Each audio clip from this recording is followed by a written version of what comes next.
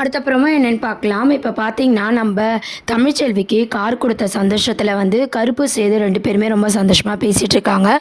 வீட்டுக்கு போனதும் பார்த்தீங்கன்னா, ராஜாங்கம் கேட்குறாரு, "என்னப்பா கார்லாம் நல்லபடியா குடுத்துட்டீங்களா? தமிழ்ச்செல்விக்கு எந்த ஒரு சந்தேகமும் வரலல்ல?" அப்படின்னு சொல்லிட்டு. உடனே கருப்பு என்ன சொல்றாருன்னா, "அதெல்லாம் வரல மாமா. அதெல்லாம் நம்ப பாட்டிமாவே பார்த்துக்கினாங்க. சந்தேகம் வராத மாரி நாங்க நடந்துக்கிட்டோம்." அப்படின்ற மாரி கருப்பு வந்து அங்க நடந்த விஷயத்தெல்லாம் சொல்லிட்டுருக்காங்க. "சரிம்மா, சரிம்மா. இந்த மாரி நல்ல வேலை நம்ப மீனாட்சி வந்து அவ்வளோ தூரம் போறத நெனச்சு நான் ரொம்பவே வருத்தப்பட்டேன். நம்ம இவ்வளோ வசதி இருந்தும் பஸ்ல தான் போணுமா? அப்படின்ற மாரி குழந்த அப்படின்ற மாரிலாம் நான் ஃபீல் பண்ணேன். இப்ப தான் நான் எனக்கு கொஞ்சம் சந்தோஷமா இருக்குயா" அப்படின்னு சொல்லிட்டு ராஜாங்கம் சொல்லிட்டுருக்கும்போது பார்த்தீங்கன்னா, அங்க வந்து ஈஸ்வரிலாம் வராங்க. ஈஸ்வரிலாம் வந்து, "என்ன எல்லாரும் பேசிட்டுருக்கீங்க? ரொம்ப சந்தோஷமான்னு?" சொல்லி கேட்குறாங்க. இவங்க கிட்ட சொல்லலாமா? வேண்டாமான்னு சொல்லி வந்து சேது, ராஜாங்கம் எல்லாரும் யோசிக்கும்போது, உண்மைய வந்து சொல்றாங்க. இந்த மாரி மீனாட்சி வந்து நம்ம தமிழ் கூட காலேஜ் போம்போதெல்லாம் குழந்தை வந்து அவ்வளோ தூரம் ட்ராவல் பண்றா பஸ்ல. அதனால பார்த்தீங்கன்னா, நாங்க தமிழுக்கு கார் வாங்கி குடுத்துருக்கோம் அப்படின்ற உண்மைய சொல்றாங்க. இத கேட்ட ஈஸ்வரி வந்து அப்படியே உடனே ஷாக் ஆவுறாங்க. தாமரை எல்லாருக்குமே வந்து அது சந்தோஷமா இருந்தாலும், ஈஸ்வரி, சித்ரா, ஐஸ்வர்யாவுக்குமே பார்த்தீங்கன்னா, இது ஒரு ஷாக்கிங்கா தான் இருக்கு. உடனே நம்ம ஈஸ்வரி என்ன கேட்குறாங்கன்னா, "தமிழ் தான் ரோஷக்காரியாச்சே! இதெல்லாம் வாங்கிக்க மாட்டாளே! எப்படி வாங்கிக்கணும்?" அப்படின்ற மாரி கேட்குறாங்க. தமிழ் எங்க வாங்குச்சு?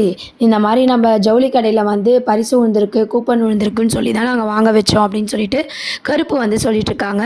இதெல்லாம் கேட்டு நம்ம ஈஸ்வரி ரொம்பவே காண்டாவுறாங்க. அதுக்கப்புறம் பேசிட்டு எல்லாரும் போனதுக்கப்புறம் ஈஸ்வரி வந்து கோவமா சொல்லிட்டுருக்காங்க, "கார் வரைக்கும் போயிருக்கு பாரு. அந்த வீட்ல உக்காந்துக்கிட்டு இந்த வீட்ல வந்து அவ வாங்கி துண்ண பார்க்குறாளா? எவ்வளோ திமிரு இருக்கும். சேதுவும் இத மாரி பண்ணிட்டுருக்கான். எல்லாம் குழந்தைங்க மேல இருக்கிற பாசத்துல அவன் இதெல்லாம் பண்ணிட்டுருக்கான். ஃபர்ஸ்ட்டு குழந்தைங்க மேல இருக்கிற பாசத்த கட் பண்ணணும்னு" சொல்லி சித்ரா கிட்ட பேசிட்டு ஐஸ்வர்யா கிட்ட சொல்றாங்க.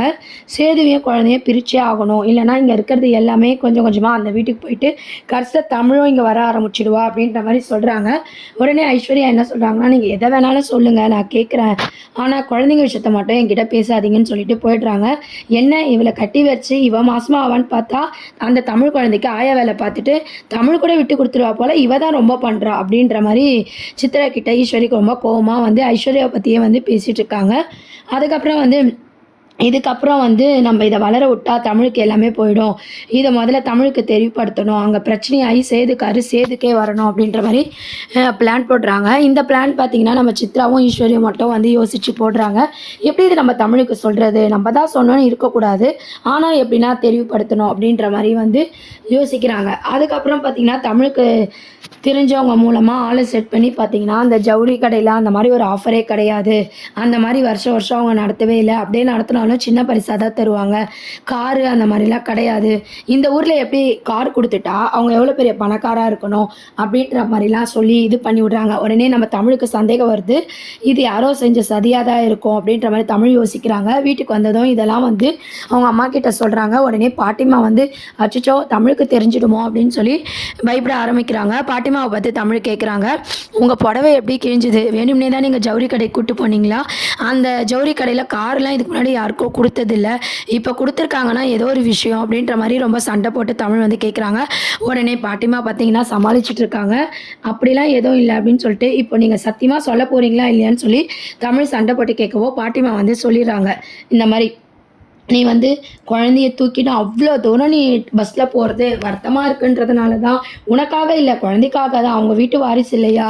குழந்தைக்காக தான் சேது வந்து கார் வாங்கி குடுத்தான்" அப்படின்னு சொல்லும்போது, இத கேட்ட தமிழ் வந்து ரொம்பவே பாட்டிமா மேல கோவப்படுறாங்க. ஏற்கனவே பாட்டியம்மா கிட்ட பேசாம தான் இருக்காங்க. இத கேட்ட தமிழ் வந்து ரொம்பவே கோவப்படுறாங்க. ரொம்பவே கோவப்பட்டு, "நீங்க இங்க உக்காந்துக்கிட்டு என்னென்ன வேல பண்றீங்க? முதல்ல என் புள்ளைங்கள பிரிச்சுங்க. இப்ப நான் தன்மானத்தோட வாழ்ந்துட்டுருக்கேன். அதுலயும் மண்ணள்ளி தூக்கி போட பார்க்குறீங்களா? உங்க நெனப்புல எதுவுமே நெனைக்காது. அப்பவே எனக்கு ஒரு சந்தேகம் இருந்துச்சு. யாரு ரூ. 10,000க்கு புடவ எடுத்தா ரூ. 10,00,000 கார் எடுத்து குடுத்துருவாங்களா?" அப்படின்ற மாரி ரொம்ப கோவமா வந்து தமிழ் வந்து யோசிக்கிறாங்க. "இப்பவே நான் என்ன பண்றேன் பாருன்னு" சொல்லிட்டு அந்த கார் சாவிய எடுத்துக்கிட்டு காரு வந்து கார்ல போய் வந்து சேது வீட்டுக்கு போறாங்க. சேது வீட்டுக்கு போயிட்டு அந்த கார நிப்பாட்டிட்டு சாவிய குடுத்துட்டு சேது கிட்ட கோவமா கோவமாக பேசுகிறாங்க. உங்களுக்கு எதுவுமே நேர்மையான வழியே தெரியாதா? இப்படி தான் கொடுக்கணுமா காரு? உங்கள் காரை நீங்களே வச்சுக்கோங்க. தன்மானத்தோட வாழ்கிறேன். என்னை வந்து சீண்டி பார்க்காதீங்கன்னு சொல்லி தமிழ்ச்செல்வி பேசிட்டு அங்கேருந்து போகிறாங்க. உடனே சேதுக்கு கோவம் வருது. யார் இந்த உண்மையை சொல்லியிருப்பா? இவளுக்கு எவ்வளோ திமிரு! நானும் இவளுக்காகவா கார் வாங்கி கொடுத்தேன்? என் குழந்தைக்காக தானே வாங்கி கொடுத்தேன். எவ்வளோ திமிராக இருந்தால் என்கிட்ட எடுத்துகிட்டு வந்து கார் சாவியை கொடுத்துட்டு போவா? இவளுக்கு போய் நான் பாவம் பண்ண பாரு அப்படின்ற மாதிரி நம்ம சேது வந்து தமிழ் மேலே கோவப்படுறாங்க. இப்போ தமிழுக்கும் சேது மேலே கோவம், சேதுக்கும் தமிழ் மேலே கோவம், அந்த மாதிரியான சீன்ஸை தான் காமிக்க போகிறாங்க. அதுக்கப்புறம் பார்த்தீங்கன்னா நம்ம பாட்டிமா கிட்ட நம்ம தமிழும் வந்து வார்ன் பண்ணுறாங்க. அவங்க பண்ணுறாங்க இவங்க பண்ணுறாங்கன்னு எதனா இந்த வீட்டில் இருந்து பண்ணிங்கன்னா நீங்கள் அங்கேயே போயிடுங்க அப்படின்னு சொல்லி ரொம்ப கோவமாக பேசவும் நம்ம பாட்டிமா வந்து அழுதுகிட்டு இருக்காங்க. வசந்தி அவங்க வந்து பாட்டிமாவை சமாதானப்படுத்திட்டு இருக்காங்க. அதுக்கப்புறம் ராஜாங்க வந்து சேதுவை சமாதானப்படுத்துறாரு. உடியா, தமிழை பற்றி தான் நம்மளுக்கு தெரியும்ல, விடு, அவள் ஏதோ கோவத்தில் பேசிட்டு போகிறா அப்படின்னு சொல்லி சமாதானப்படுத்துகிறாங்க. என்ன இருந்தாலும் இவ்வளோ திமிரு ஒரு பொண்ணுக்கு ஆகாதுன்னு சொல்லி ஈஸ்வரி ஏற்றி விடுறாங்க. அப்போ தாமரைலாம் என்ன சொல்கிறாங்கன்னா, எப்படி நம்ம சேது தான் அந்த காரை தமிழுக்கு வாங்கி கொடுத்தான்ற விஷயம் யார் மூலமாகவோ போயிருக்கு. அதனால தான் தமிழுக்கு இது தெரிஞ்சிருக்கு. அது யாருன்னு முதல்ல கண்டுபிடிக்கணும்.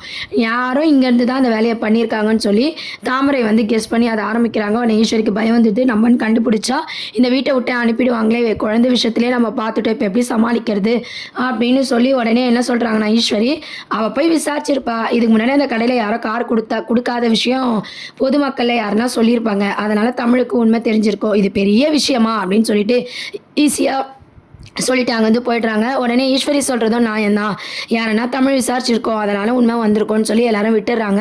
அப்புறம் ஐஸ்வர்யா போய் நம்ம ஈஸ்வரி கிட்டே கேட்டாங்க, இதெல்லாம் நீங்கள் பண்ண வேலை தானே ஆண்டி அப்படின்னு சொல்லிட்டு, எல்லாம் உன் வாழ்க்கைக்காக தான் ஐஸ்வர்யா பண்ணேன், இப்படியே போச்சுன்னா அந்த தமிழே எல்லாத்தையும் அனுபவிப்பா, அப்புறம் நீ எப்படி அனுபவிக்க முடியும் அப்படின்னு சொல்லிட்டு இருக்காங்க. நான் அனுபவிக்கணும்னு நினைக்கல, எங்கள் அப்பா கிட்ட இல்லாத பணமும் கிடையாது, எனக்கு மாமா மனசில் இடம் பிடிக்கணும், மாமாவுக்கு பொண்டாட்டியாக வாழணும் அப்படின்ற மாதிரி ஐஸ்வர்யா சொல்லிட்டு இருக்காங்க. உடனே ஈஸ்வரி வந்து எல்லாமே கரெக்டு தான், நான் எது பண்ணாலும் உன் நல்லதுக்கு தான் பண்ணுவேன், நீ சீக்கிரம் வந்துட்டோம் இந்த குடும்பத்தில் ஒரு வாரிசை பெற்று கொடுத்தீங்கன்னா எந்த பயமே இல்லாமல் நாங்கள் நிம்மதியாக இருக்கலாம், சீக்கிரம் நீ சேது கூட வாழ்க்கையை வாழ பாரு அப்படின்ற மாதிரி அட்வைஸ் பண்ணுறாங்க. உடனே நம்ம ஐஸ்வர்யா வந்து, நான் கிட்ட போனாலே அவர் தள்ளி போகிறாரு, அது மட்டும் இல்லாமல் நான் எப்போ பேசினாலும் டைம் கேட்குறாரு, நான் என்ன ஆண்டி பண்ண முடியும் அப்படின்னு சொல்கிறாங்க. உடனே ஈஸ்வரி வந்து ஒரு பிளான் போட்டு கொடுக்குறாங்க. அந்த பிளான் படி சேதுக்கிட்ட நீ வந்து இந்த மாதிரிலாம் பேசிட்டீங்கன்னா அவன் மனசு உருகி உன்னை பொண்டாட்டியாக ஏற்றுப்பான் அப்படின்ற மாதிரி சொல்லி அனுப்புகிறாங்க. ஐஸ்வர்யாவும் ட்ரை பண்ணுறேன்னு சொல்லி சேதுக்கிட்ட போய் பேசிகிட்டு இருக்காங்க. நம்ம தமிழ் மேலே இருக்கிற கோவத்திலையும் நம்ம ஐஸ்வர்யா பேசுகிறத கேட்டு நம்ம ஐஸ்வர்யாவுக்கு சப்போர்ட் பண்ணி சேதுவும் பேசிகிட்டு இருக்காரு. கொஞ்ச நாள் பொறுத்துக்கோ, நான் உனக்கு முழுசாக கிடைப்பேன் அப்படின்ற மாதிரி வந்து பார்த்திங்கன்னா பேசிகிட்டு இருக்காங்க. இந்த மாதிரியான ஒரு சீன்ஸை தான் வந்து அடுத்த அப்கமிங் ப்ரோமோவாக கொண்டு வர போகிறாங்க. அது மட்டும் இல்லாமல் இப்போ அடுத்து என்ன ஆக போகுது அப்படின்னு பார்த்தீங்கன்னா, இப்போது நம்ம தமிழ் வந்து காரை கொடுத்துட்றாங்க. தமிழ் மேலே சேது கோவமாக இருக்காங்க. ஐஸ்வர்யா வந்து வாழ்க்கை ஆரம்பிக்கணும்னு ஈஸ்வரி சொல்கிறாங்க. ஸோ இந்த மாதிரியான ஒரு சுச்சுவேஷனில் இருக்கும்போது சேது வந்து ஐஸ்வர்யாவை ஏற்றுக்கிற மாதிரி காமிக்க போகிறாங்க. ஏற்றுக்கிற மாதிரி காமிச்சு கடைசியில் அவர் வந்து முழுசாக ஏற்றுக்கும் போது தான் ஐஸ்வர்யோட சுயரூபம் தெரிய போகுது. தமிழ் மேலே எந்த தப்புமே இல்லை, எல்லாத்துக்கும் காரணம் ஐஸ்வர்யா அப்படின்ற உண்மை தெரிய போகுது. ஸோ இது மூலமாக தான் ஐஸ்வர்யா வீட்டை விட்டு வெளியே போகிறாங்க. ஐஸ்வர்யா மட்டும் இல்லை, ஈஸ்வரி, சித்ரா, ஐஸ்வர்யா 3 பேருமே பார்த்தீங்கன்னா நம்ம சேது உண்டு இல்லாமல் பண்ண போகிறாரு. இதுக்கு நடுவில் ஐஸ்வர்யாவை ஏற்றுக்கிற மாதிரியும் தமிழ் மேலே கோவப்படுற மாதிரியான சீன்ஸ் தான் அப்கமிங் ப்ரோமோவாக கொண்டு வராங்க. இதை பற்றி உங்கள் கருத்துக்களை கீழே கமெண்ட் செக்ஷன் சொல்லி சேனலை சப்ஸ்கிரைப் பண்ணுங்கள் ஃப்ரெண்ட்ஸ். தேங்க்யூ.